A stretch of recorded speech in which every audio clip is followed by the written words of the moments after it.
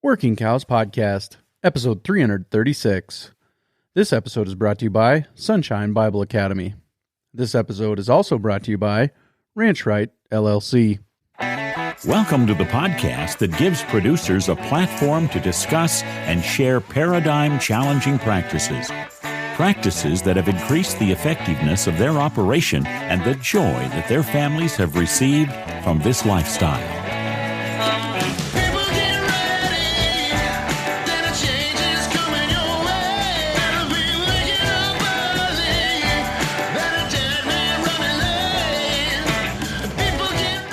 Howdy, everybody. This is Clay Connery, host of the Working Cows Podcast, recorded exclusively in the C90 Ocean Minerals Studios. And this episode is brought to you by Sunshine Bible Academy. Sunshine Bible Academy is a great place to attend school. I graduated from there, graduated high school in 2003 from Sunshine Bible Academy.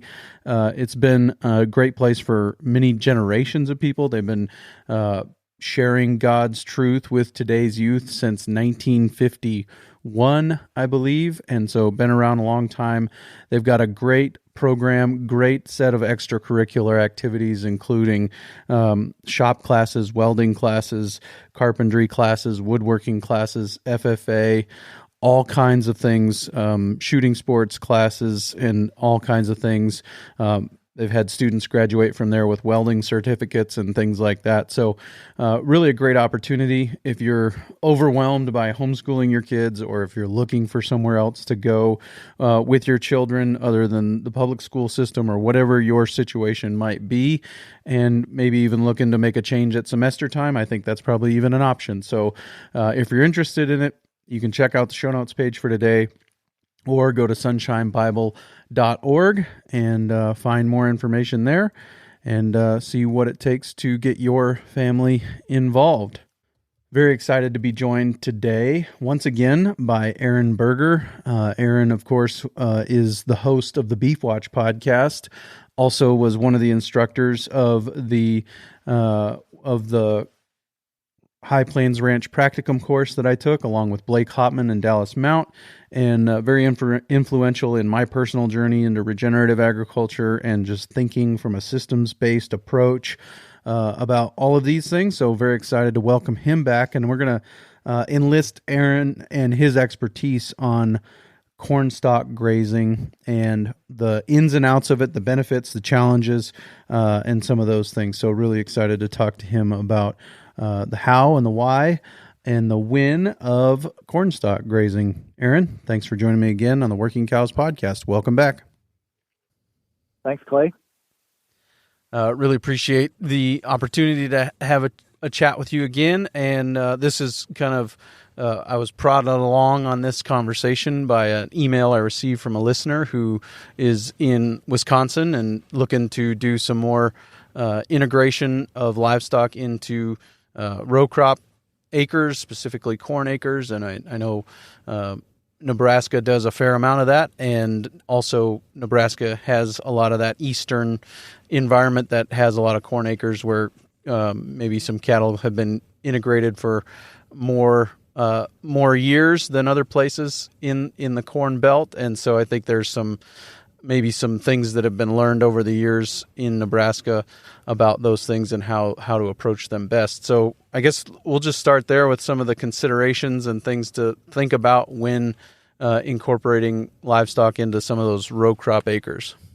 Yeah, so one of the things I think that we have a lot of data on at the University of Nebraska, and we've got data across the state, but I'm going to speak today to data that's been collected near Lincoln, Nebraska. We've got a research center near Meade, which is just a few miles, 15, 20 miles northeast of Lincoln.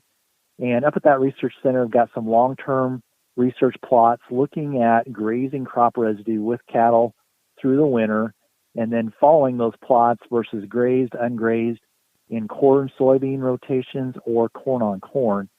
And long-term data from those studies shows really no detrimental impact in terms of subsequent yield when grazing cattle on corn stalks at appropriate stocking rates. In fact, in this corn soybean rotation, actually showed a 2 to 3 bushel bump in soybeans planted on corn residue or corn stalks that have been grazed versus non-grazed.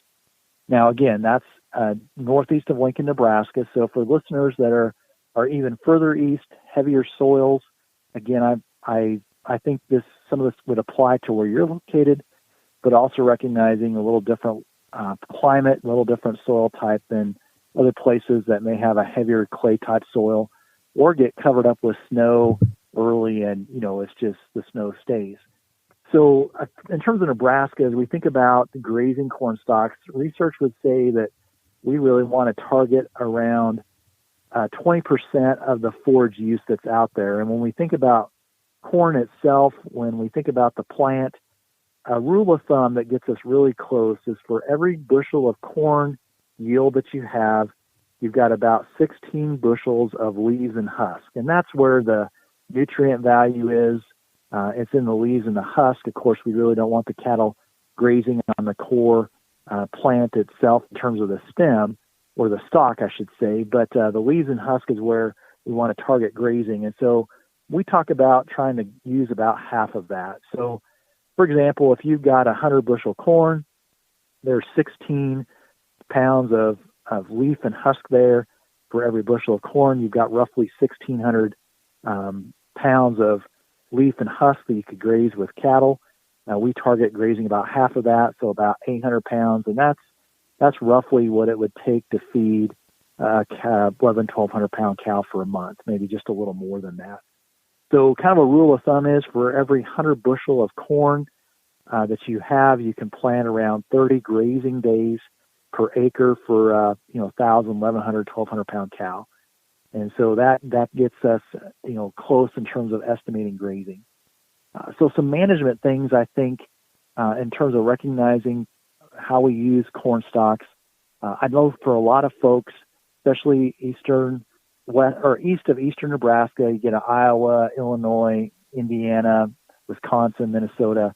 Winters come, and then when it gets snow covered and ice, not as available in terms of grazing. So I think using it early in the fall, using it before you get a lot of snow cover would be a target, I think, in terms of working with landowners or in your own operation if you've got beef cows. Some other things just to be aware of with grazing corn stalks, I think some rotation of fields. So we really see, I think, some benefit of rotating cows among fields, not just say I've got maybe corn stalks that would last 50 cows for 5 months. Well, I really think if you can break that into smaller chunks or have multiple fields you rotate the cows through, that can help with some trailing and things like that, especially if you get wet conditions. Cows are going to, tromp in some of that into some mud. If you've got fresh stalks to go to, that's really an advantage. So that's one of the other things I see that's an advantage with grazing corn stalks is try to rotate cows through. Another thing is that the cows are going to go to get the best first. So they're going to go after, of course, any corn that's on the ground first. Then, the more palatable parts of the shucks and the leaves. And so, we talk about 30 grazing days per acre, but if you've got a lot of corn stalks and you don't have a lot of cattle, I encourage people to move over them fairly quickly, take the best and leave the rest, and that will really help in terms of cow performance. One of the other questions that often comes up is, what do we do about protein supplement? And our research data at the University of Nebraska would say that mature spring calving cows that are in good condition, body condition score 5, 5.5 or better, going on to corn stalks really don't need much in terms of protein supplement, especially early on. Now, if you get a lot of stock deterioration or things like that, or we're talking about first calf heifers or cows that need to gain some condition, that's a different situation. Then we might be looking at wanting to supplement something like 2 to 3 pounds per day of a dried distiller's grains or something like that to provide some additional energy and protein, especially as they get, closer to calving if you're in a February, March calving system. If you're later calving, then again, you're not going to probably need much in terms of protein supplement, again, unless you're covered up with snow or there's a significant amount of stock deterioration. So those are kind of some fundamentals, Clay, around grazing corn stalks. Yep. And is there kind of a point of diminishing returns, or kind of a frequency of moving that you think is kind of reasonable and gives a good return on investment as far as harvest efficiency is concerned and some of those things? Yeah, so I think corn stalks is a situation where we're not wanting to really be high efficient in terms of use, just because we're really just wanting to take the very best of what's out there and leave other residues. So, I think, and folks I work with, as we think about, if you were able to move once a week, that would be the very top. And the reason I say once a week is usually there's a little bit of corn on the ground, and kind of a rule of thumb is as long as there's some corn coming through them, they're on a really pretty high plane of nutrition. And once the corn is not coming through them anymore, then their diet's starting to decrease. So I think being able to move more quickly is an advantage. But that having been said, I think sometimes weather and circumstances more of what I would look at. So if you're really wet conditions and you have some corn stalks that got tromped in, mudded in, that's where I would say, and it starts to dry out, look for some fresh stalks to move to. And that really is an advantage there, just that the cows haven't been tromping through the field and you're moving into some fresh stalks that the quality of the forage should be better. Right. And then kind of from a land care perspective, how about the compaction concerns? And you mentioned trailing and some of those things. Moving them to fresh stalks more frequently helps with some of that as well? Yeah, it sure would. And again, I think, as you think about it, just as you observe cattle, if you put cattle in a pasture season long, you're going to have a fair amount of trailing. If they're in a pasture for a fairly short period of time, you'll see a little bit of trailing, but not as much. And so it's just a function of cattle, standing in a congregated area, or especially if it's muddy, the longer they're out there, the more impact you would have in terms of some trailing and some compaction. So again, that may not be a problem depending on the soil type where you're at or things like that. Freezing and thawing, especially on heavier soils east of here, there may be some surface level compaction, but again, nothing that we've measured in eastern Nebraska that would be detrimental in terms of subsequent crop yields. And then you mentioned doing this before snow comes. In my experience, where we've had opportunity to graze corn stalks, it's been kind of a whole winter solution for us, and we'd go out and supplement here and there with either hay or like you said, dried distillers grains or something like that.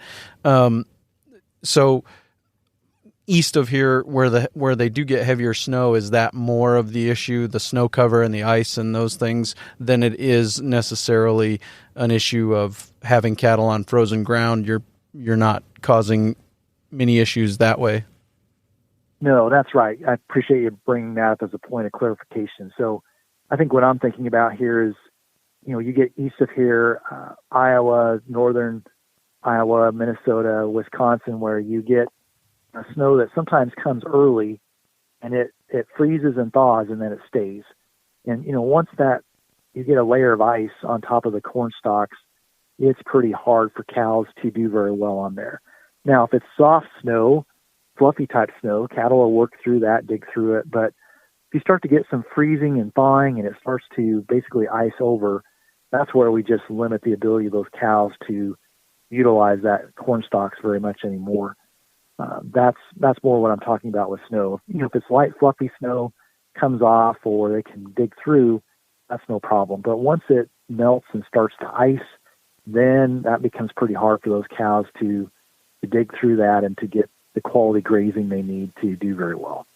So this is something in those environments that is going to be done earlier in the year, and be a solution for just kind of the coming off of summer grass after harvest, and then get off as soon as kind of the ice and the snow come, and that's really your limiting factor.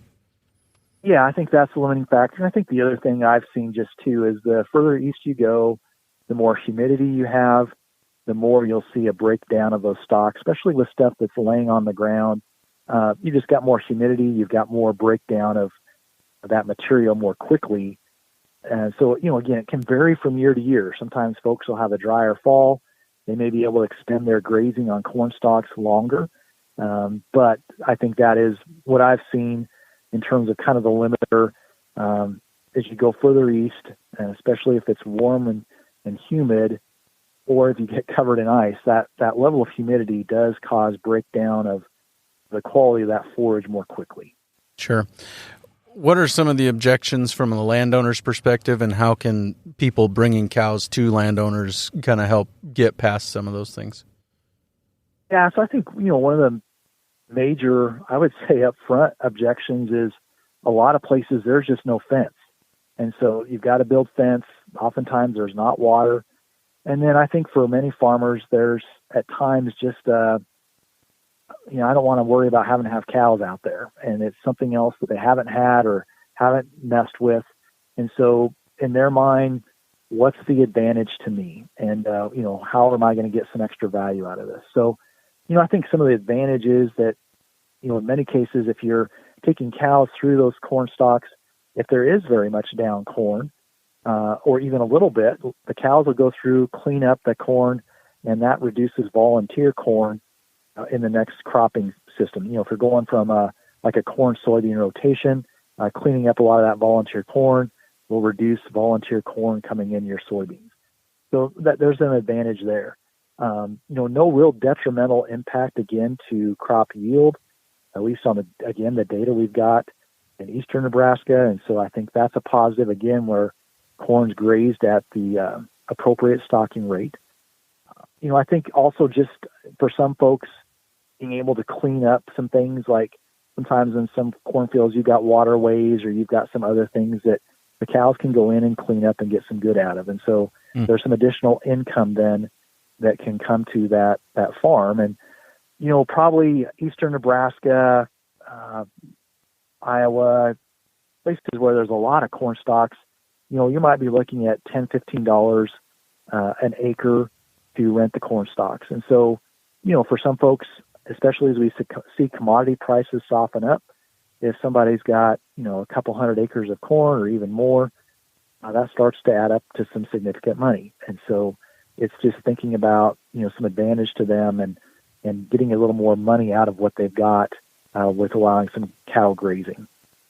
Yeah, is there kind of a gauge that could help somebody think about this economically as far as how to compare your winter or late fall corn stalk grazing, corn residue grazing to a pasture lease situation, and how to kind of set the market on that kind of resource? Yeah, that's a great question. And so I think what really drives this is, what is the alternative feed for that time of year and what is its cost? So, for example, where I'm at in western Nebraska, we see a lot more demand for corn stalks than they do in eastern Nebraska, say Grand Island East. Well, the reason for that is it's a supply and demand issue. Out here, we don't have a lot of corn stalks, but we've got a lot of pasture. So folks are looking for something to go to from, 1st of November till 1st of March as far as a place for some winter grazing. You get east of here, you get into that Grand Island, Lincoln, that area, there's way more corn stalks available for grazing than there is cattle to utilize it. And so there's places where there's some landowners who will say, hey, I got a neighbor that's got some cows.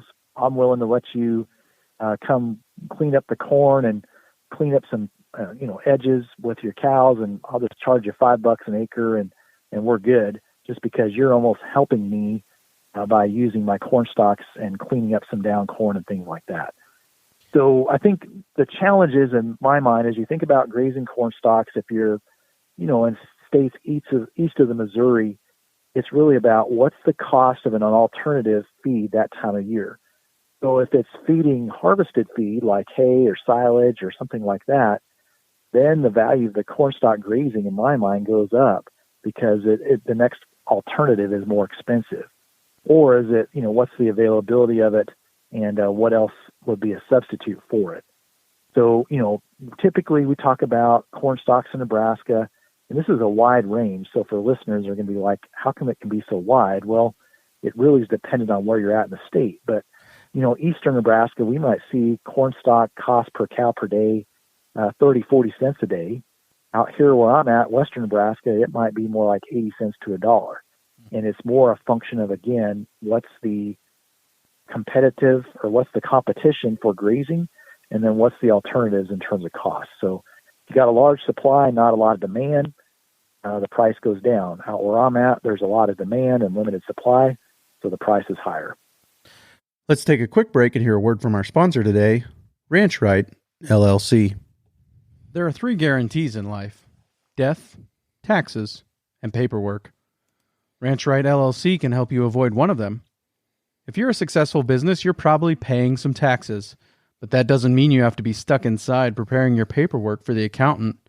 Enlist the team of financial experts at Ranch Right LLC to get you back outside doing more of what you love. They are committed to providing you with actionable financials so that you can build a profitable business and create generational wealth. While some things in life are inevitable, being mystified by your numbers doesn't have to be one of them. If you are ready to entrust the paperwork to a team that actually enjoys this type of stuff, then visit ranchrightllc.com and get back outside to doing more of what you enjoy. Is it something that is worth trucking cows to the feed? Do you see that happen sometimes? Yeah, we see a lot of cows in Nebraska travel to corn stalk residue, and there's a lot of cows in the sandhills that will go to south central and eastern Nebraska to graze corn stalks in the winter. The nice thing is that there's people who have skills to take cows in, and there's actually guys who go around and will work with landowners. They kind of broker the corn stalks, and then they put together fields of corn stalks, and then they'll advertise that they'll take in cows. So if somebody's thinking about doing that from a cattle ownership standpoint, make sure you go visit with that person if it's your first time. Ask to talk to people that they've worked with in the past, get some references, talk clearly about expectations, get things in writing in terms of a grazing contract so everybody's on the same page. So, yes, I think, again, a nice tool we have at the University of Nebraska at our beef website, beef.unl.edu. It's an Excel-based spreadsheet tool called the Cornstalk Grazing Calculator. And really what it does is it allows somebody to sit down and say, okay, I want to rent corn stalks, and I'll just pick a number, 250 miles away. If I figure my trucking there, my trucking back, the cost of the stocks, if there's some care fee involved, what's that all going to cost? And then compare that to, what's your next alternative if the cows stay home? So again, I think those are things that sure can work. Good relationships, a good person to care for the cows is critically important in making that happen. But a lot of cows get on trucks and go to corn stalks in Nebraska. Yeah, this is where I quote Wally Olson and say that the golden rule is he who has the gold makes the rules. and that if you're the one that's going to spend the money to put your cows out, you want to make sure that you're happy with that relationship before you send them down the road. Yeah, that's for sure. You sure do, and you want to make sure that you can trust the person on the other end. And I think also, too, you want to have a good contingency plan. There's not a lot of years this happens, but I'd say 2 out of 10 years in Nebraska, there's people that plan to go to stocks. They get there, and they just get covered up in snow. We get ice, and they need to take those cows off.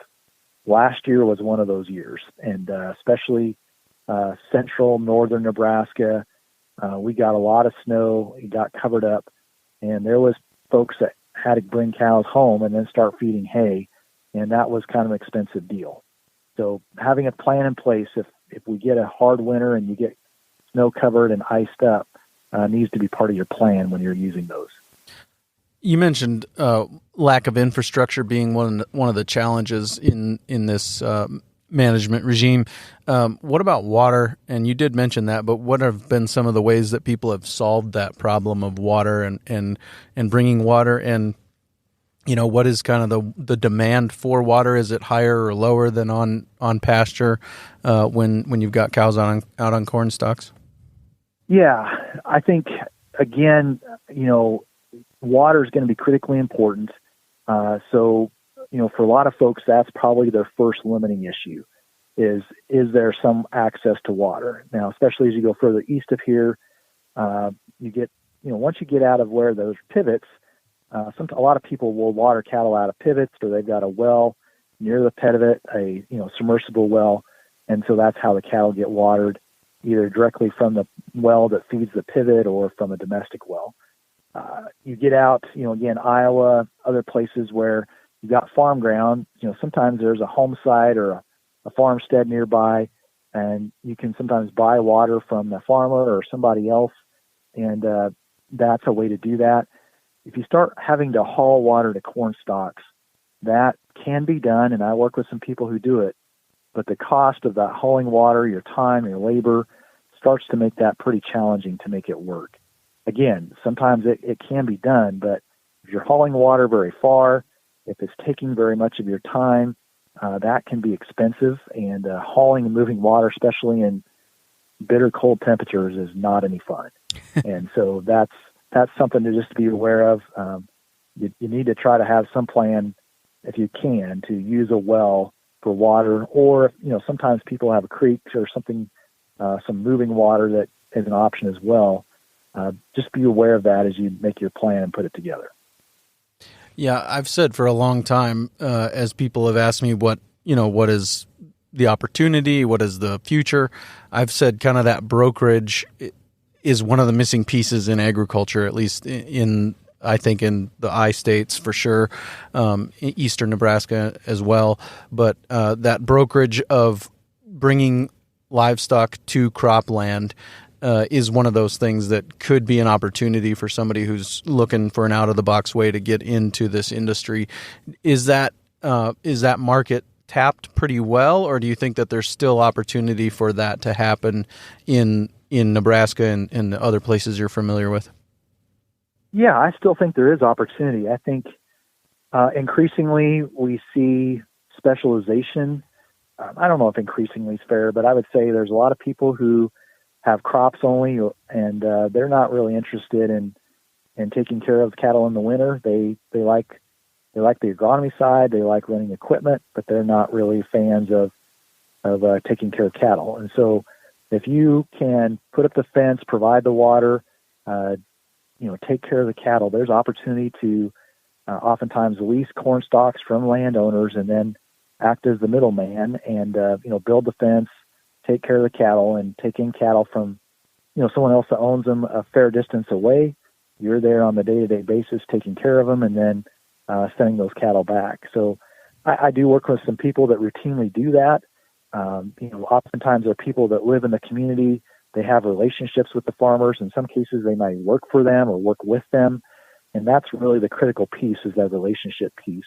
Because there has to be trust, and there has to be accountability and, a willingness to navigate and negotiate things that happen, like blizzards and cows getting out. And that's one of, I think, the other things that sometimes causes people heartburn with cows on stalks.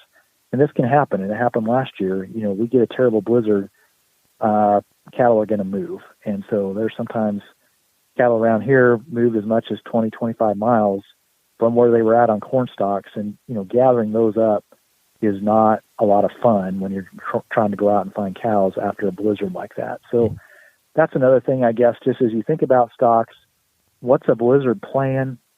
Do you have some place you can get those cows and keep them in protection and keep them from drifting and moving in the event that you get a really bad storm? Sometimes that's not part of what's available in terms of resources, but do recognize that, especially, I would say, wherever you get blizzard conditions, that sure can happen. And being aware of that and having a plan on how to deal with that, prepare for that, should be part of your plan when using corn stalks.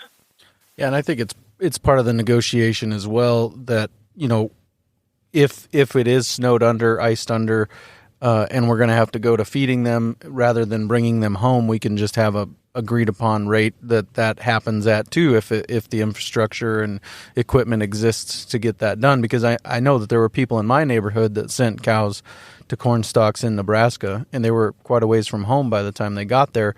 But they said, yeah, we were iced under.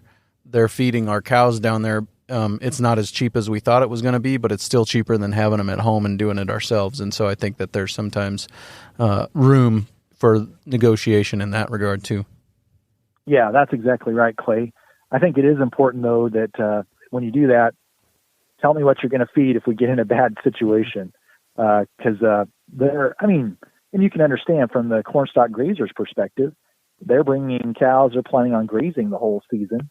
They're not going to stockpile feed to feed cows for 4 months, harvested feed. And so, sometimes guys will say, hey, we'll plan to feed for 2 weeks or a month, but that's all we're going to have on hand. If we start to getting to that point, then you're going to have a plan to take them home or bring us some feed or figure out something else. So again, those are things that need to be talked about as you enter into an agreement if you're taking cows far from home. Yep. I think maybe some other things that go into this maybe are the opportunity to graze failed crops and some of those things. Are there any considerations there that people should maybe look at? Yeah. I'm going to circle back just real quick. One thing I have seen here in the last 10 years is in terms of grazing corn stalks that has been a bit of a game changer towards the negative from my perspective a little bit is a lot of these corn heads now have got choppers on them as they go through the field, and you'll see when they go through, they basically just shred them and mow them to the ground. And that really does, I think, limit the ability of a cow to go out and select the very best in terms of leaf and husk. And there's been some farmers who've gone to that, and the guys who graze their stalks have come back and said, hey, our cows just aren't doing as well anymore. And we're actually working on some research on that right now at the University of Nebraska to look at the difference in terms of, what kind of corn heads you have and how does that impact residue grazing. But I would say for people who might be considering grazing corn stalks, if your neighbor's got a corn head that just shreds it and it lays it all on the ground, that grazing is not probably going to be as good as if somebody's got a more traditional type head where they're leaving more residue up in the air. You can see, leaves and husks out there, stalks standing. That sure is going to be the preference in terms of grazing rather than, following something that's been shredded and all the materials basically laying on the ground. So, going back to your question about failed crops, I think that can work. One caution I would just say is whenever you've got a failed crop situation, you've also got a scenario where you could have high nitrates or there's more corn available on the ground or standing, and that usually requires more management. And so it can be a good option, but it usually is something that you need to know what you're doing and you need to be aware of the risks and you need to be paying close attention because it's not just like, hey, we had 150 bushel corn, got all the corn picked, let's turn the cows out, clean up a couple bushel that's on the ground and we're good. We might have, say, 10, 15 bushel on the ground on a failed corn crop, or we've got a high wind scenario, we got a lot of corn on the ground. That changes then how we can use that crop. And so that's more of a strip grazing scenario. It's almost a feed bunk in the field scenario where we're saying, okay, based on the amount of corn we got on the ground or something like that, how much area can we give this set of cows for the day? And that's a more management intensive type scenario. So those are some things to be aware of. Again, I think failed crops can be an option, but usually they come with some additional challenges to making it work. Yeah, and whenever I think about grazing crop residue, I think about it as an opportunity to graze without a back fence and allow them to walk back to water. But you're saying in some of these other failed crop scenarios, you're probably going to have them in a smaller area with the water that they're drinking. Is that kind of how you're talking about that? Yeah, and you wouldn't need to have a back fence, but you're going to need to limit access to what they can get every day. Sure. And that's the situation with that. Right, because they could get too much corn. It could become get too much corn. Yeah. Right. Yep. Sure. Yeah. Very good. Well, I any other considerations or things, maybe even out of the box things that you've seen work well from this crop residue perspective, or other crops that lend themselves well to crop residue grazing? Yeah, so I think, Milo stocks can be excellent grazing. So for folks further east and south, I think if that's an opportunity for you, that can be really excellent grazing. There's some people doing some out of the box stuff. There's some work out of Missouri where they're actually grazing standing milo through the winter as a feed crop, not unlike what they're doing some in Canada with grazing standing corn. So, if you got especially like a fall calving herd and you need some high quality, high energy feed through the winter, maybe leaving a little bit of your milo crop standing and grazing that along with some stalks could be an option for folks. I think some other keys just that I would, highlight is when you turn cattle on the grazing, just watch what's coming through them. And as long as you see corn coming through the manure, they're getting a pretty high plane of nutrition. But the longer you're on there, the plane of nutrition that they're getting is decreasing. As we think about also cows that are spring calving cows, their nutrient requirements are ramping up in terms of that calf growing within them. And then if they're not going to fresh stocks, the quality of the feed that they're consuming is going down. And so we can see things where a cow looks like, hey, she's doing pretty well. We get into some cold weather, especially as we get into last 45 days prior to calving. Her requirements are going up. The forage available is going down in quality, and they can start to lose some body condition fairly quickly. So watching cows, understanding their stage of production, and also the quality of forage that's out there is pretty important. Some other things just to be aware of, if you're wanting to graze something like weaned calves, you can sure do that, but you're going to need to provide some protein and energy supplement. And in Nebraska, we have access to distillers grains, and I'm really a fan of using that for wintering calves on forage. It's a high-quality protein that's a rumen undegradable protein, so most 2/3 of the protein in distillers grains is used directly by the animal in the small intestine towards muscle growth and development. And that's a really nice complement to corn stalks, especially for calves or for first calf heifers that are still growing themselves. And so I would think about using that as a supplement on crop residue. And then we also can use corn stalks with fall calving cows. But just know when you do that, you're going to probably need to provide, 6-7 pounds per day of a dried distiller's grain to go with that crop residue. And that sounds kind of expensive, but if your corn stalks are readily available and not very expensive at all, I've seen scenarios where the economics of that actually still work pretty well. And so if you're in corn country that's short on summer pasture, actually a fall calving cow herd where you use crop residue with some distiller's grains may be a way to build some numbers and utilize a resource that's fairly readily available but inexpensive and maybe a point of leverage for you. So those would just be some other thoughts on using corn stalks. And I think I've heard a lot of good feedback in the past when you and I have talked about supplementing through the winter and just the frequency of supplementation and how, bypass protein and some of those things really do help us not have to supplement every day or even every other day. Could you just refresh my memory and talk a little bit about that as well? Yeah, again, I think as we think about grazing corn stalks, if you're grazing spring calving cows, when I say spring, I'm thinking here, March, April, May, June. If they're going to corn stalks and their body condition score 5, 5.5, if they're stocked appropriately and you're not covered up, they don't probably need much in terms of protein supplement from that November through end of February time period. Now, first calf heifers, they're going to need some protein supplement, as will calves. So, if I got a first calf heifer, maybe I think she needs the equivalent of 2 pounds per head per day or 3 pounds per head per day of dried distiller's grains. I can deliver that 3 times a week or maybe every third day. So, let's say that she needs 2 pounds a day. I'll deliver 6 pounds per day of a dried distiller's grains cube or even a meal in a bunk if I've, got that as an option, and she'll be just fine. On calves, we can go every other day. We want to probably go not less frequently than that. I think every other day on calves is a good target. If you get much more out than that, then it's a little harder to get I think the performance you're going to be looking for on a growing calf. So, a first calf heifer that's still growing probably can go every other day or every third day. Calves, I'd probably not go less than every other day in terms of protein supplement for them on corn stalks. Sure.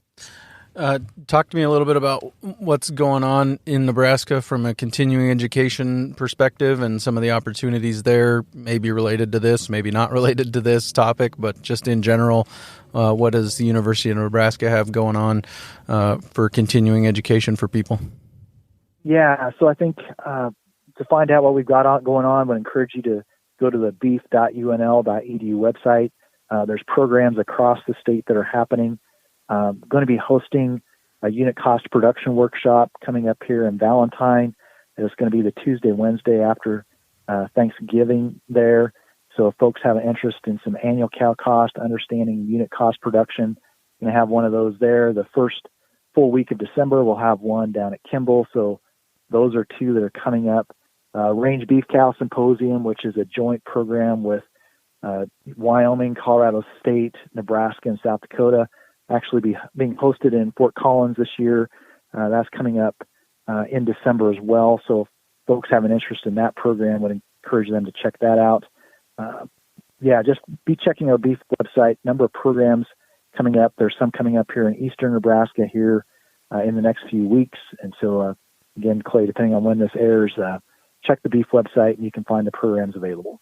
Sure. Yep. Yeah, Lord willing, this will be out in a couple of weeks. Should be out as episode 335, I believe. We'll see how that goes, but the show notes page for today would be somewhere in that neighborhood, workingcows.net/335, and we'll have links to that, and people can get in on that and maybe get some continuing education to help with some of these decision-making processes that they'll be going through. So if we haven't missed anything else too major, Aaron, I'd just say thanks for your time today.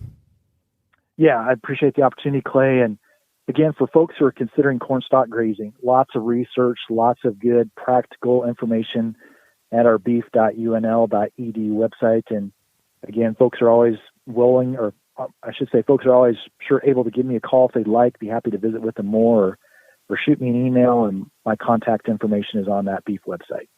Sure. Very good, Aaron. Thanks for your time. All right. Appreciate it, Clay. Thanks.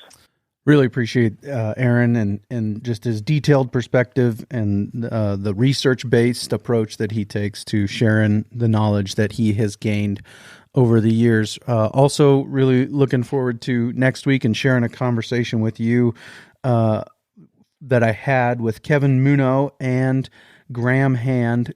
They are both with Landscape Function Management and talking about changing the way that we look at and examine land and the way that we think about measuring the output and the productivity of land. So really looking forward to sharing that episode with you real soon on another episode of the Working Cows Podcast. We'll see you then.